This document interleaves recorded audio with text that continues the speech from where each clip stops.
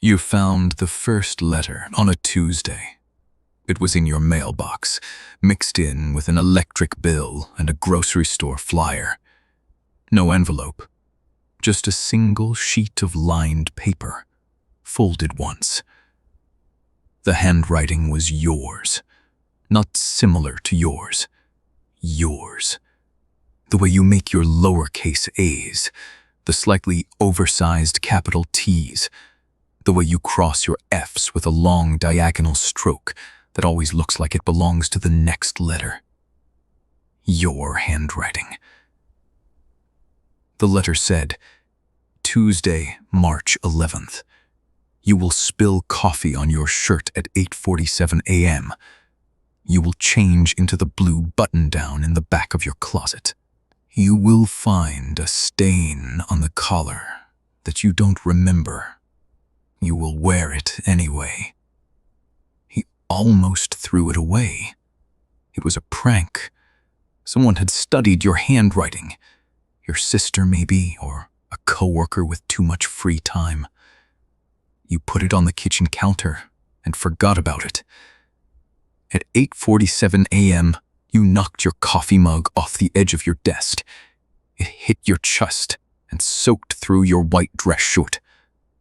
You stood there for a moment, remembering the letter. Then you went to your closet and pulled out the blue button-down from the back. There was a stain on the collar. Faint, rust-colored.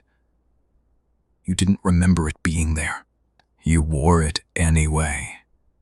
That evening, you read the letter again. It was still in your handwriting. You held it up to the light. The paper was the same brand you kept in your home office. The 5-subject notebook from the office supply store on 5th Street. You checked your notebook. A page was missing from the middle. Not torn, the perforations were clean, like someone had carefully separated it. You didn't remember removing a page. The second letter arrived Wednesday. Same mailbox, same paper, same handwriting. It read, Wednesday, March 12th. Your manager will ask you to stay late. You will say yes.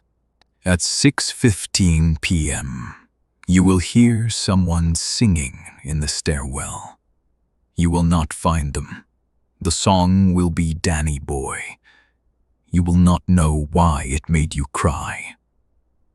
You considered leaving work early, calling in sick, but you wanted to know. You wanted to see if it would happen again.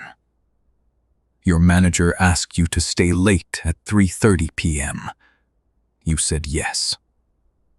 At 6:15, you were packing up your laptop, and then you heard it, faint, from the stairwell behind the elevator bank. Someone singing. The melody was unmistakable. Danny Boy. The voice was soft, genderless, and it echoed in a way that made it sound like it was coming from everywhere at once. You opened the stairwell door. Concrete steps going up and down. Empty. The singing stopped the moment the door opened, but the last note hung in the air for one beat too long. You stood there, and your eyes were wet, and you didn't know why. That night, you sat at your kitchen table with both letters. You checked your notebook again. 2 more pages were missing. You started writing in the notebook yourself, a test. You wrote the date, your name, a single sentence. Then you closed the notebook and watched it. Nothing happened. You went to bed. In the morning, the notebook was open to a new page. Your handwriting. The words were different. Thursday, March 13th. Do not open the letter that arrives today. Do not read it. Put it in the freezer and leave it there. Thursday's letter was thicker, 2 pages. You held it in your hands for a long time. The paper was cold, colder than it should have been, even for a March morning. You could see the writing through the paper, your handwriting, dense and small, filling both sides. You opened it. Thursday, March 13th. You are reading this even though I told you not to. That's okay. I told you not to, because I already know you will read it. Everything in these letters has already happened. Not to you, to me. I am writing these from the other side of the week. I am 1 week ahead of you. I have been trying to warn you. Something is coming for you. I don't know what it is. I only know it arrives on Tuesday. Next Tuesday. The 18th. I have tried to change the things I describe in these letters. I have tried not to spill the coffee. I have tried to leave work before 6:15. It doesn't work. The events adjust. The coffee spills at a different time. The singing happens in the parking lot instead of the stairwell. I don't think the letters are warnings. I think they're documentation. Something is recording our life and playing it back to us 1 day at a time. I think we are the playback. I have 1 week of letters left. After that, I don't write anymore. I don't know if that means I stop writing or I stop existing. I'm going to find out. I'm sorry for what happens on Tuesday. You put the letter down. Your hands were shaking.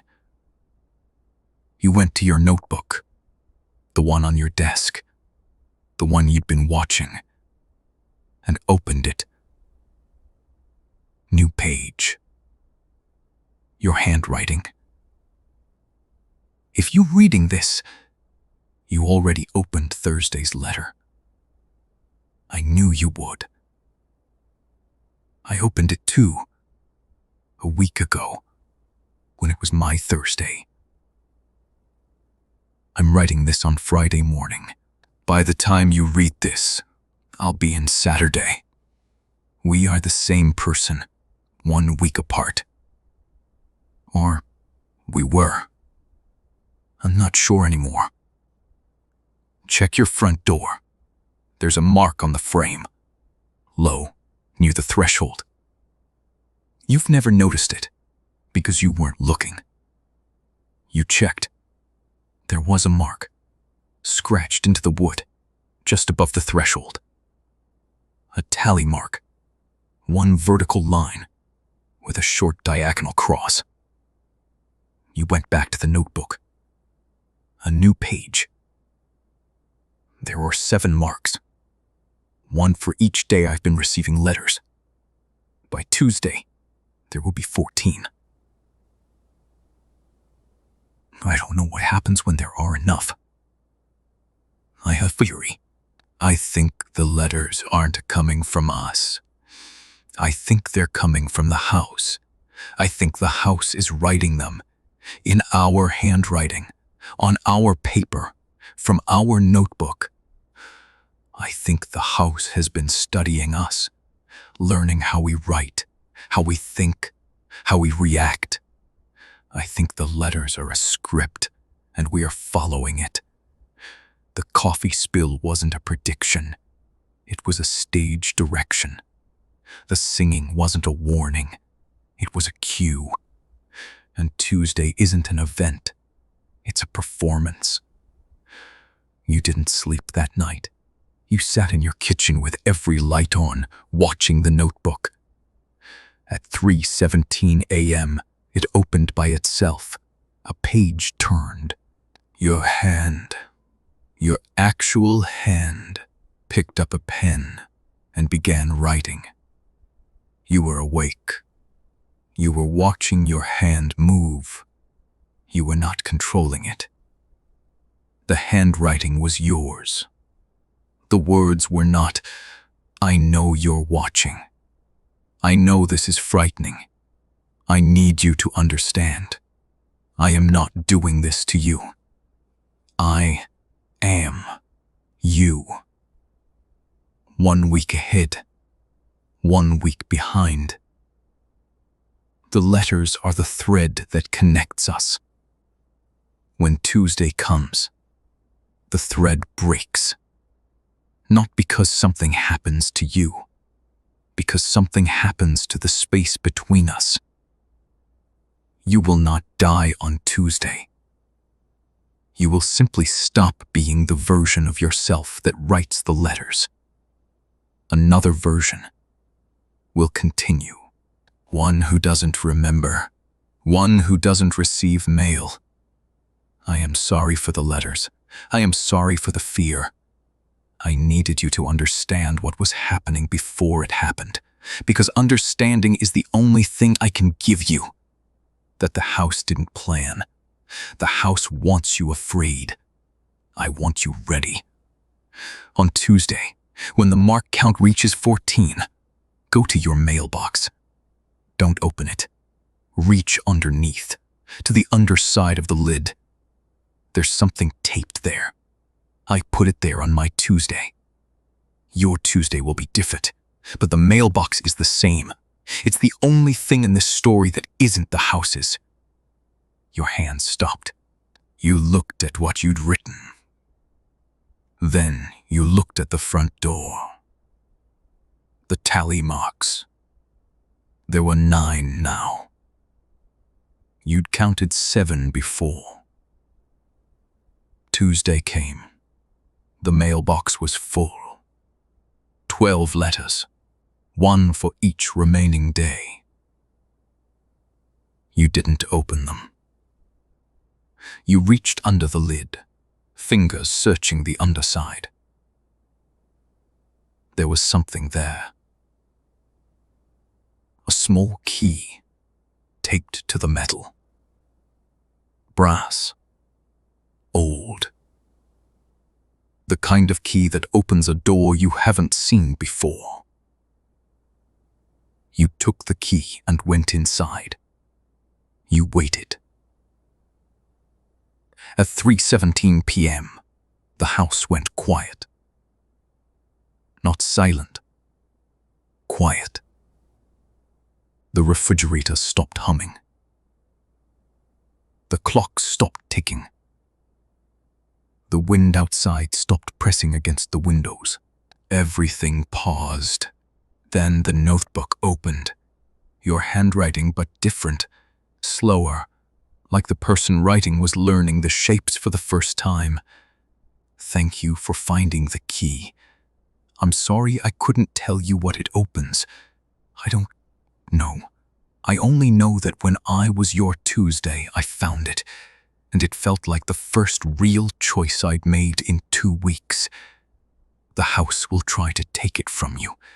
It will offer trades. It will show you things. It will make promises. Do not give it the key. I am going now, not because Tuesday is over, because I've written everything I can. The next letter will be from the house. It will look like my handwriting. It will sound like my voice, but it won't be me. If you ever doubt which letters are real, remember, I told you not to open Thursday's letter. The house would never tell you not to look. The notebook closed. The tally marks on your doorframe. There were 14. They had been 14 since before you checked. The letters in your mailbox were gone. All of them. The electric bill and the grocery store flyer remained. The key was still in your hand. It was warm. It had always been warm. You never found the door it opened, but sometimes, late at night, you hear something behind your walls. Not tapping, not footsteps, writing, the sound of a pen on paper, steady and deliberate, in your handwriting, filling pages you haven't torn from the notebook yet. And every morning, there's a new mark on the doorframe. You've stopped counting. You're afraid of what happens when you reach the end of the wood. But the key is still in your pocket, still warm, and you've started writing your own letters. Not predictions, not warnings, instructions. For the version of you that hasn't found the mailbox yet. For the version that still thinks the handwriting looks familiar, but can't place why. For the version that will, on a quiet Tuesday morning, open the front door and find a single sheet of lined paper, folded once in handwriting they recognize but haven't learned yet. You fold the letter, you write the date, you tuck it under the mailbox lid. You wait,